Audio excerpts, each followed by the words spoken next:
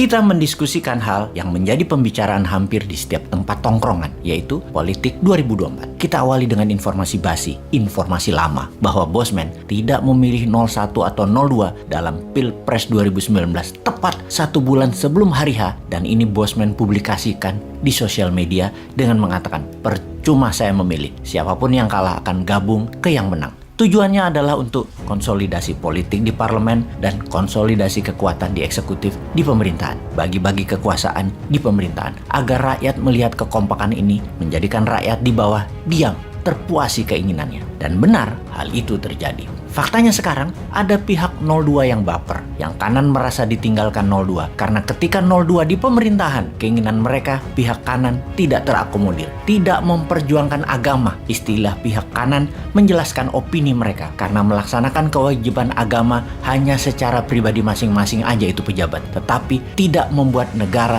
menjadi beragama. Itu versi opini mereka. Kekuatan kanan yang ingin agama diterapkan ini, bahkan ada yang sampai pengen khilafah. Mereka adalah kelompok kanan luar. Mereka garang di mimbar, di majelis-majelis, dan di sosmed. Kritiknya pedas, bahkan bengis. Di sisi seberang, kanan dan kanan luar itu menyerang sisi kiri, yaitu mereka yang minoritas agama dan minoritas kesukuan, yang kebetulan mereka memegang ekonomi negara Indonesia lebih dari 60%-nya. Tidak secara terang-terangan menyebut istilah ini, namun gerakan kanan luar di sisi seberangnya bagi minoritas keturunan menjadi terancam akan nyaringnya kerasnya suara kanan, khususnya suara kanan luar, yang membuat menjadi gaduh dan terus-terusan berisik. Yang kiri dan kiri luar dekat dengan pemerintah karena memang sponsornya mereka, dekat dengan pembuat kebijakan dan regulator. Bahkan pejabat-pejabatnya pun sponsornya ya mereka ini untuk duduk di kursi empuk parlemen atau di kursi empuk kabinet. Kebijakan-kebijakannya menjadi pro mereka, pro kiri dan kiri luar ini. Dan ini membuat kanan dan pihak kanan luar terhimpit secara cuan, terhimpit secara peluang, terhimpit secara tekanan media karena pihak kiri pakai buzzer rupiah yang dimodali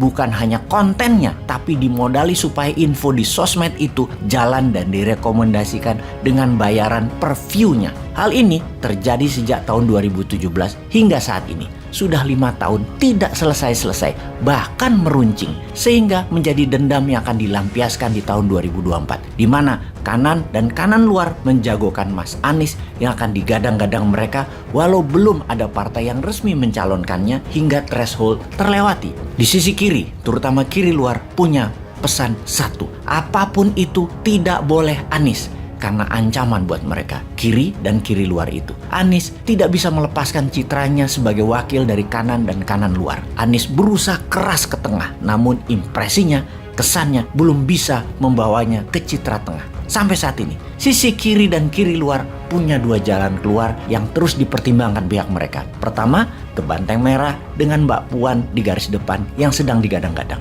Dan Mas Ganjar digadang-gadang Projo, komunitas pendukung Pak Jokowi. Kemungkinan besar pihak kiri dan kiri luar main 2 kaki, ke Mbak Puan dan ke Mas Ganjar. Namun 70% dukungan ke Mas Ganjar.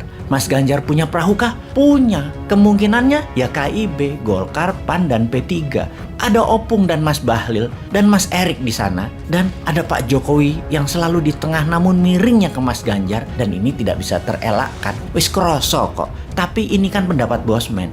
Kerasa bahwa Pak Jokowi miring ke Ganjar. Mas Ganjar ya gamang sekarang. Dia galau. Nggak enak sama Bu Mega. Nggak enak dengan Banteng Merah. Nggak enak sama Mbak Puan.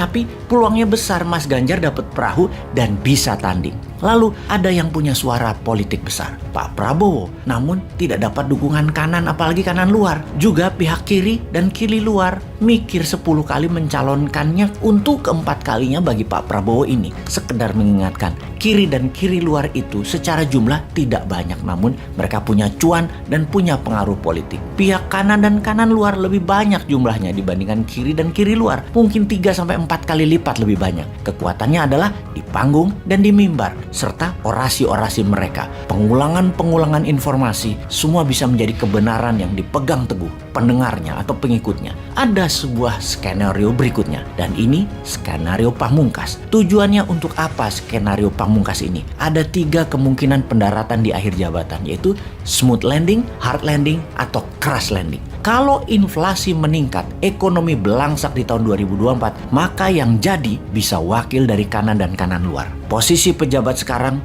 adalah crash landing. Banyak yang akan pakai baju oranye bertulisan KPK ke depannya. Kalau keadaan seperti saat ini, kurang lebih mereka akan hard landing yang didapat. Agak aman lah mereka itu. Namun, mereka berharap smooth landing, yaitu yang menjabat nanti memang satu jiwa, satu visi, orangnya mereka yang menjabat dan merupakan orangnya sponsor kiri dan kiri luar. Smooth landing didapat kalau Mas Ganjar dapat perahu dan menang. Tapi kalau keadaan terus memburuk terutama ekonomi, harga-harga menggila, barang-barang kebutuhan langka, maka daripada crash landing, mending dianggap negara dalam keadaan darurat, tidak ada pilpres dan pilkada dengan alasan mahalnya biaya, akan ditambah 3 tahun hingga tahun 2027 jabatannya, juga sebagai persiapan untuk smooth landing lebih matang lagi. Hal itu bisa terjadi, semuanya mungkin. Jadi kita rakyat harus bagaimana? Simpan tenaga dan selalu berprasangka baik. Indonesia pasti punya solusi. Semesta sayang kok sama Indonesia. Selalu ada kuda hitam sebagai penyelamat. Percayalah.